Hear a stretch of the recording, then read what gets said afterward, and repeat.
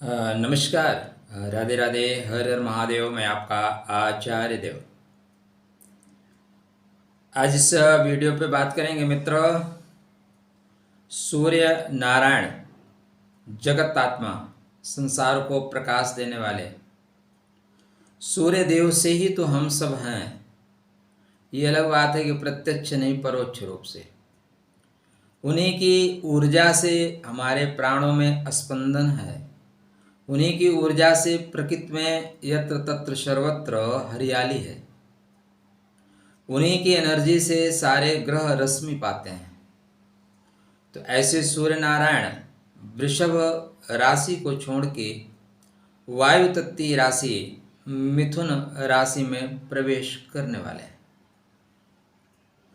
मिथुन राशि में सूर्य नारायण का प्रवेश क्या प्रभाव देगा आपके बर्थ चार्ट पे? एक माह का यह गोचर आपके लिए कितना शुभ होगा और कहाँ रखनी होगी सावधानी, टू द पॉइंट। चर्चा वृश्चिक लगन और वृश्चिक राशि के जातकों के लिए। चर्चा आरंभ करें उससे पहले विनम्र अनुरोध, अभी तक चैनल को सब्सक्राइब नहीं किया है तो कर लीजिए। दूसरा, आजकल कुछ लोग आके बेवजह बकवास करके जाते हैं, उनसे विनम्र अनुरोध है कृपया दूसरे चैनलों पे जाएं। यहाँ पे बातें आपको फैक्ट बताई जाएंगी। अब आपको समझ में ना आए तो आपके संस्कारों का दोष है, आपके पास बुद्धि कम है। तो सूर्यदेव जो जगत आत्मा है वो जा रहे हैं मिथुन राशि में, बहुत अच्छा है। वायु तत्वीय राशि में हवा में उड़ेंगे। कहाँ उड़ेंगे? हवा में उड़ेंगे और हवा में उड़ जाएंगे, दोनों में फर्क है।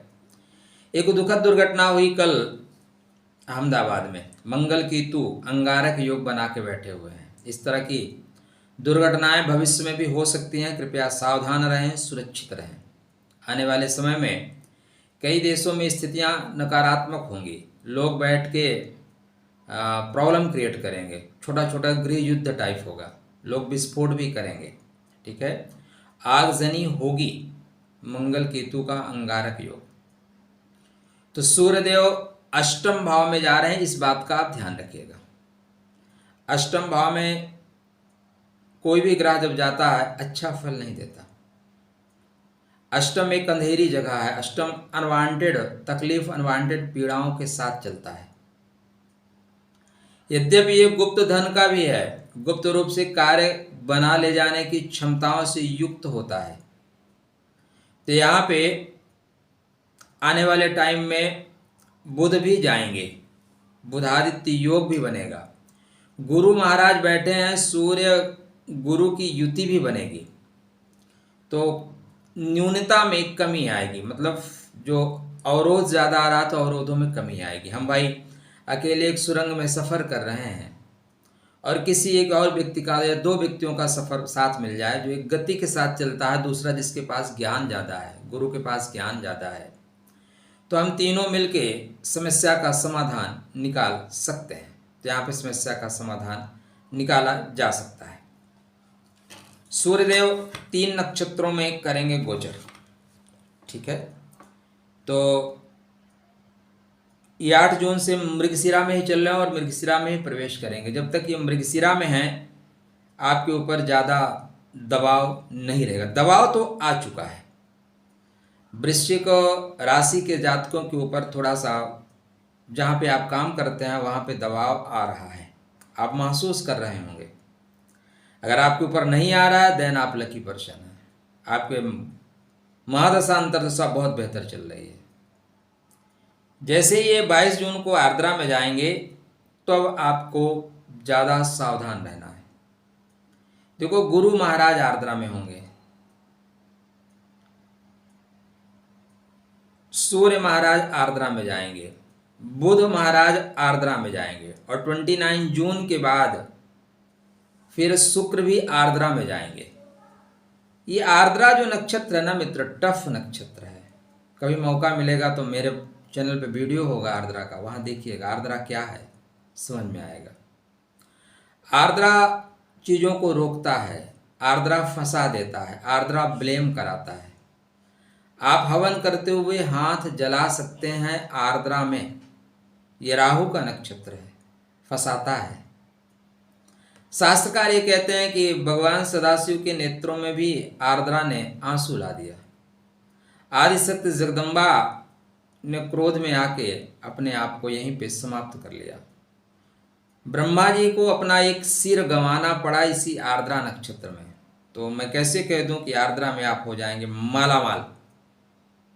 आर्द्रा में धरती फटेगी और आपके लिए निकलेगा सोना। थंबनेल का है जमाना। यहाँ पे आपको अत्यंत सावधान रहना है। 7 जुलाई के बाद 6 जुलाई को ये जाएंगे फिर पुनर्वसु नक्षत्र में। पुनर्वसु गुरु का नक्षत्र है। पुनर् मतलब फिर से, चीज़ों को ठीक कर ले जाने की जो क्षमता से युक्त होता है उसको बोलते हैं पुनर्वसु। तो यहाँ से चीज़ों को ठीक कर ले जाएंगे। क्या प्रॉब्लम आएगा? देखो भाई, आपके बर्थ चार्ट में ये कर्मा के स्वामी हैं। आपके बर्थ चार्ट में ये पिता के कारक हैं, पिता के स्वामी हैं। सूर्य पिता का कारक ही होता है और 10वें भाव के स्वामित्व ग्रहण करने की वजह से ये आपके जो ऊपर काम कराने वाले लोग हैं, जिन्हें हम अधिकारी गण कहते हैं, ये अधिकारी लोगों का कारकत्व लेके चलता है। सूर्यदेव इसके साथ साथ आपका मान है, आपका सम्मान है, आपकी पद है, आपकी प्रतिष्ठा है, समाज में यश है, ये समाज में नेम फेम है। अब जब नेम फेम का व्यक्ति आपके 8वें भाव में जाएगा तो सीधा सा मतलब है नेम फेम में कमी आएगी। पिता के घर में मंगल केतु की उपस्थिति है, मतलब ऑफिस में छोटी छोटी बातों में आग लग जाने की परिस्थिति है।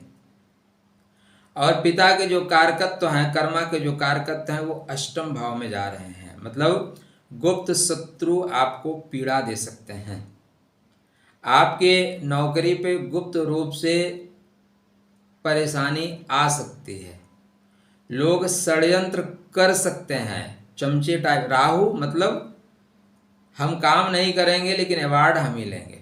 कुछ लोग होते हैं आपको लाइफ में मिलेंगे, वो धनिया जैसे होते हैं। लास्ट में आते हैं, सब्जी बन गई, धनिया डाल दिए, क्रेडिट लेते हैं और चले जाते हैं।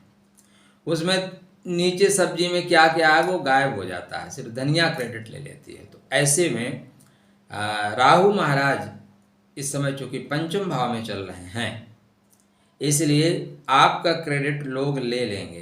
काम आप करेंगे, फाइल आगे वो लेके जाएंगे, आपका प्रमोशन ले लेंगे।